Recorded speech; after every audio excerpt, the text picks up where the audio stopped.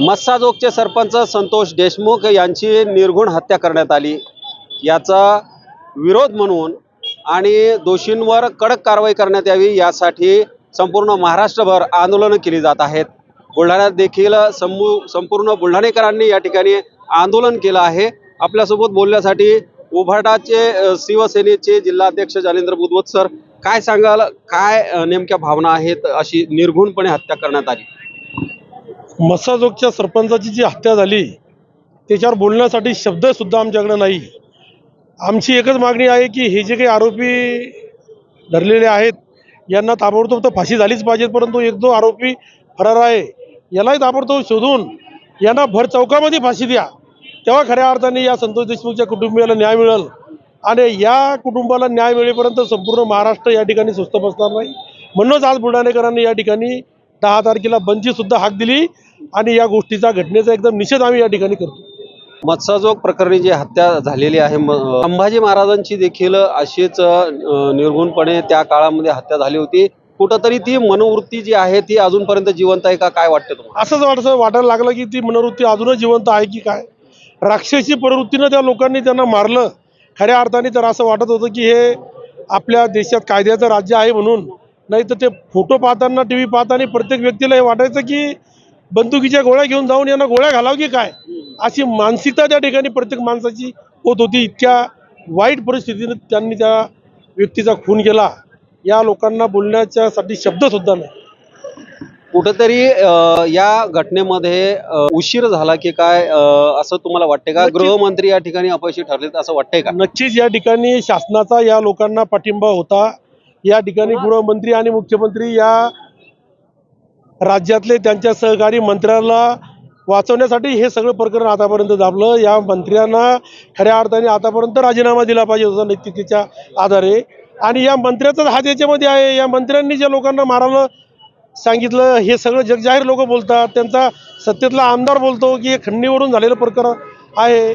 या लोकांना किती पैसे पाहिजे हो? हे पैसे का यांना सोबत द्यायचे का? हजारो करोडो रुपयाच्या प्रॉपर्टी यांच्याकडे असताना, एवढ्या प्रॉपर्टी असताना बी यांना मर्डर करेपर्यंत यांना जावं लागतं। तर हे अत्यंत दुर्दैवी आहे। या महाराष्ट्राला काळीमा फासणारी ही घटना आहे। निश्चितच ही जी घटना आहे ती काळीमा फासणारी घटना आहे। भाऊ, काय सांगाल, ही जी घटना घडली या घटनेच्या मागं कुठंतरी आपल्याला जी मनोवृत्ती मनुस्मृतीमध्ये सांगितल्याप्रमाणे या ठिकाणी झाल्यासारखं काय वाटते तुम्हाला, काय मत? पहिल्यांदा घडलेल्या घटनेचा जाहीर निषेध करतो। महाराष्ट्र हा पुरोगामी महाराष्ट्र आहे, फुले शाहू आंबेडकरांचा महाराष्ट्र आहे, आणि या महाराष्ट्रामध्ये अशा पद्धतीने जर एखादी मानवी हत्या होत असेल तर ही घृणास्पद आहे। कारण आजच्या वर्तमान स्थितीबद्दल, मानव जातीबद्दलचं प्रेम या कृत्यातून आपल्याला अतिशय नीच, म्हणजे शब्द नाहीत अशा शब्दामध्ये, ही नीच मानसिकता आहे, याचाही या ठिकाणी मी जाहीर निषेध करतो, या वृत्तीचा निषेध करतो। आणि दुसरी गोष्ट, वर्तमान सरकार हाईड आणि हायलाईटचा सिद्धांत समाजासोबत खेळताना दिसतोय की दिवंगत संतोष देशमुखांचं प्रकरण झाकण्यासाठी या ठिकाणी ते औरंगजेबाचा मुद्दा समोर आणतात। म्हणजे संतोष देशमुखांचं प्रकरण संपवण्यासाठी, म्हणजे दाबण्यासाठी या ठिकाणी औरंगजेबाला हायलाईट करण्यात येत आहे। पण आज समाज जागृत झाला आहे, हा समाज आज या भूलतापांना बळी पडणारा नाही।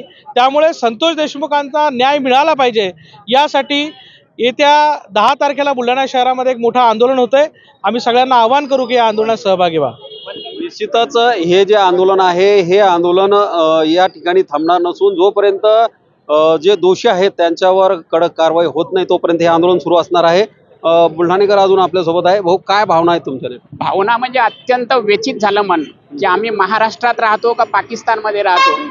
संत परंपरा असणारा छत्रपती शिवरायांचा महाराष्ट्र या ठिकाणी असणारा आमचा महाराष्ट्र, आणि या घटना या ठिकाणी घडतात म्हणजे सर्वसामान्य जनता अक्षरशः 2 दिवसापासून जे माणुसकी जपतात, मानवता जपतात, त्या लोकांना झोप येत नाहीये। ते फोटो पाहिले आणि संतोष देशमुख यांची जी हत्या झाली अत्यंत क्रूर, निषेध करण्यासाठी आमच्याकडे शब्द नाही। म्हणून या प्रवृत्तीला, आमचा कुठल्या जातीला कुठल्या धर्माला विरोध नाही, या प्रवृत्तीला विरोध आहे म्हणून ही प्रवृत्ती कोणी आणि किती मोठा आणि कुठे बसलेला असो त्याला ताबडतोब फाशी झाली पाहिजे. कुठल्याही पक्षाचा कुठल्याही येता आम्हाला काही घेणं देणं नाही, परंतु आमच्या संतोष देशमुख सारख्या एका निरागस व्यक्तीचा मृत्यू या ठिकाणी अत्यंत दुर्दैवीपणे त्यांना मारलं जातं, याचा आम्ही जाहीर निषेध करतो. येत्या 10 तारखेला सकल बुलढाणेकरांच्या वतीनं बुलढाणा शहर बंद असणारे सर्व बुलढाणेकरांना विनंती करतो की त्यांनी या बंदमध्ये सहभागी व्हावं. दुसरी गोष्ट, सरकार विधानसभेमध्ये औरंगजेबाच्या विषयावरून एखाद्या आमदाराला त्या ठिकाणी बडतर्फ करण्यासाठी ठराव पारित करतं, पण यांना महाराष्ट्रामध्ये राहुल सोलापूरकर, प्रशांत कोरटकर हा आमच्या छत्रपतींचा अवमान करतो, त्याच्याबद्दल ब्रशब्द सुद्धा काढत नाही इथली व्यवस्था, इथलं शासन. म्हणून यांना सुद्धा प्रशांत कोरटकर आणि राहुल सोलापूरकर सुद्धा ताबडतोब या ठिकाणी पकडून त्यांना शिक्षा झाली पाहिजे, त्यांना फाशी दिली पाहिजे, जेणेकरून आमच्या महापुरुषाबद्दल भविष्यात असं कोणी भविष्यात बोलणार नाही. निश्चितच या ठिकाणी जे आहे फाशीची मागणी जी आहे ती होत आहे. जे दोषी आहेत त्यांच्यावर फाशीची कारवाई करण्यात यावी बोलण्यासाठी आपल्यासोबत आहेत. सर, काय सांगाल नेमकं हे जे प्रकरण घडलं, निर्घुणपणे त्या ठिकाणी हत्या करण्यात आली, काय तुमचं मत आहे? संतोष देशमुख यांची निर्गुणपणे हत्या करण्यात आली. त्याचे फोटो व्हिडिओ आता नुकतेच व्हायरल झालेले आहेत. ते फोटो आणि ते व्हिडिओ पाहिल्यानंतर अंगाला शहारे येतील असं हा प्रकार झालेला आहे. कोणीही असो, अशा पद्धती जर कधी हत्या होत असेल महाराष्ट्रामध्ये तर याचा निषेध सर्व लोकांनी एकत्रित येऊन नोंदविला पाहिजे. म्हणून सोमवारी 10 तारखेला बुलढाणा बंदची हाक या ठिकाणी बुलढाणा शहरातील नागरिकांनी दिलेली आहे. मी सर्वांना आवाहन करेल आणि विनंतीही करतो की सर्व व्यापाऱ्यांनी त्या दिवशी पूर्ण आपल्या प्रतिष्ठाने बंद ठेवावे आणि या बंदमध्ये 100% सहभागी व्हावे आणि हा निषेध नोंदवावा.